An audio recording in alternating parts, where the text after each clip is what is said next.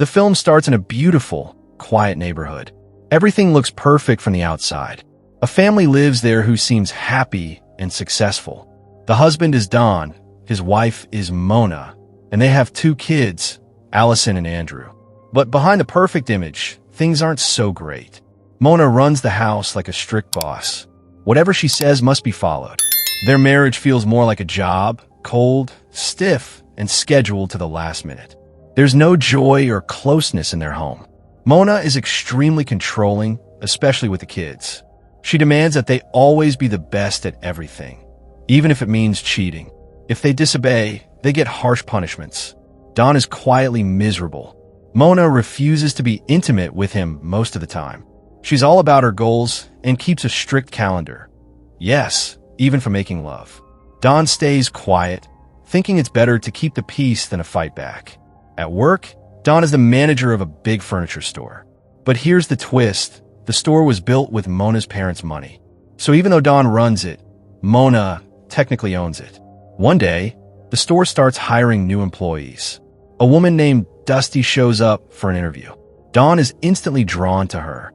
His coworker and neighbor, Les, notices and jokes about how they need something nice to look at to distract them from their terrible marriages. He encourages Don to hire her. Meanwhile, far away, a man has just killed someone.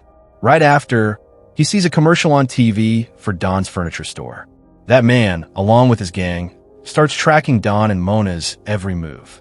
Back in Don's dull life, he doesn't realize that one of the gang members is already following him around. Eventually, Don can't take it anymore. He cheats on Mona and starts sleeping with Dusty. Their relationship quickly grows deeper and more intense. Don and Mona's marriage grows even colder. At first, Don is able to keep the affair secret, but everything changes during a party at Don's house. Dusty pulls him aside and drops a bomb. She's pregnant with his child. Don is shocked. Dusty had told him she was on birth control. Now, she refuses to get an abortion because she wants to be a mother. She demands that Don take responsibility. Don turns to Les for advice. Les suggests the usual plan: give Dusty some money and tell her to disappear. He warns Don that women like Dusty are dangerous and love to trap rich men. Les calls her a gold digger, and he's right. Turns out, Dusty is actually dating a gangster named Murphy, the same man who saw the TV commercial earlier. Murphy sent Dusty to seduce men like Don and squeeze money out of them. But this time, Dusty has really fallen for Don. Still, Don takes Les's advice and gives Dusty $13,000 to end the affair and walk away. But Dusty gets offended. She feels insulted, like Don's treating her like a hooker. Now Don is terrified. He could lose everything: his kids, his home, and Mona will definitely go crazy. Unfortunately, the nightmare isn't over. Murphy wants more money. He tells Dusty to demand another $25,000 from Don. But Don's broke now. He has no idea what to do. Feeling trapped, Don decides to confess everything to Mona. Shockingly, she stays calm. She just asks if Don still loves her. Don says he loves her and the kids more than anything and will do anything to fix things. But Mona's not letting this go that easy.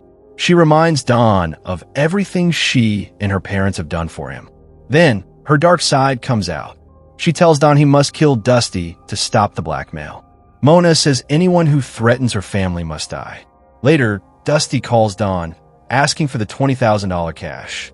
Mona tells Don to go along with it. And she gives Don 2 choices: divorce her and lose his kids, or follow her plan and kill Dusty. Don's panicking. He can't imagine killing someone, but he also can't lose his family. The next day, Mona keeps pushing Don to go through with the murder. Dusty is supposed to come to the store that night to get the money. Mona even gives Don a high-dose drug to use on Dusty. She's furious that Don still looks afraid and tells him to stand up for their family. Don, with no way out, starts planning how to go through with the terrible task Mona gave him. Later that day, Dusty shows up and Don welcomes her with a smile. He hands her a drink, but what she doesn't know is it's been drugged. As she takes a few sips, she starts feeling weird. Something's clearly off. She stares at Don, who's acting strangely, almost nervous. A moment later, Dusty realizes the truth. She's been drugged. Her body begins to weaken, and she collapses as the chemicals take over. That's when Mona suddenly walks in and tells Don to put Dusty in the trunk. Back at home, Don is frozen with fear. He still can't believe what's happening. But when he opens the trunk, he's shocked. Dusty is still alive. Mona laughs like it's nothing and coldly tells Don to grab the hammer.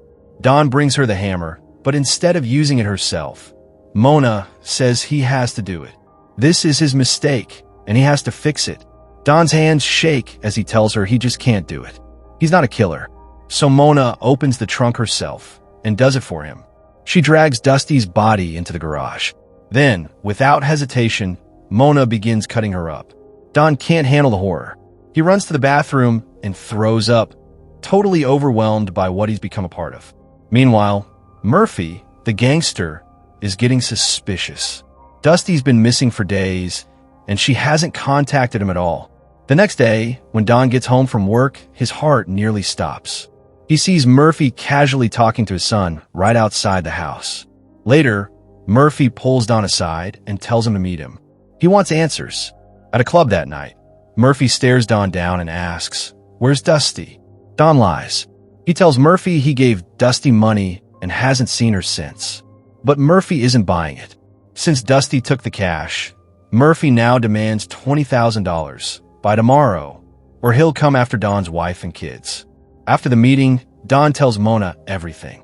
Instead of being afraid, Mona says they need to dig Dusty back up and go to Dusty's house where the gangsters live.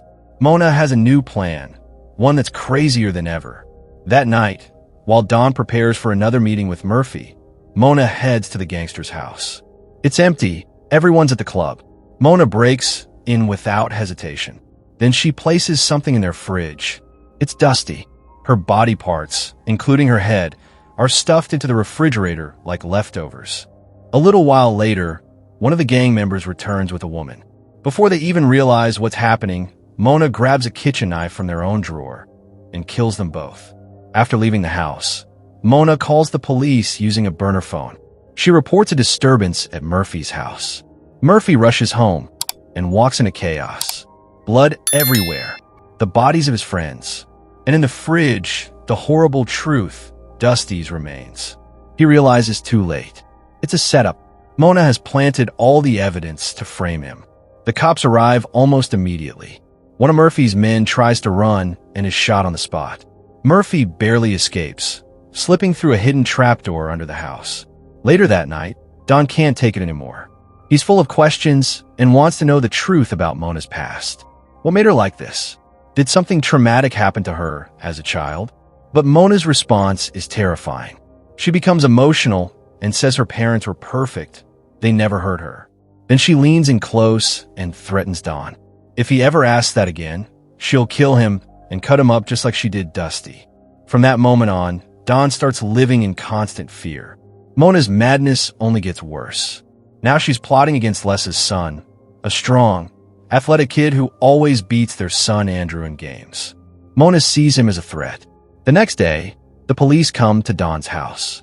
They inform him that Dusty is dead and they've arrested someone, but one suspect is still on the loose. Then they say something chilling. Someone reported seeing Don at Dusty's lodge. Cornered, Don finally confesses.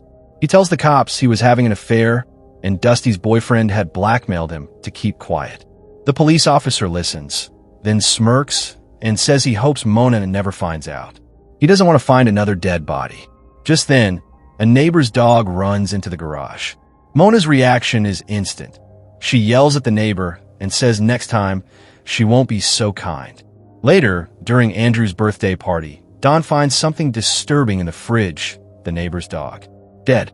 Mona had killed it. The party continues, and there's a fun little competition between Andrew and Les's son. But when Mona sees that Andrew is losing, she flips out. She accuses the other boy of taking steroids and humiliates his mother, who has Crohn's disease. Mona shouts that she hopes the woman, Sage *TS herself to death.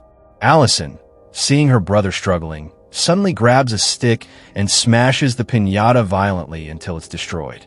It's clear, Allison is Mona's favorite. Mona always treats her better than Andrew. Watching all this, Don feels broken. He fears that Allison will grow up to be just like Mona. That night, Don makes a decision. It's time to end the madness. He quietly sneaks into the garage and cuts the wires to the lamp, causing an electrical short.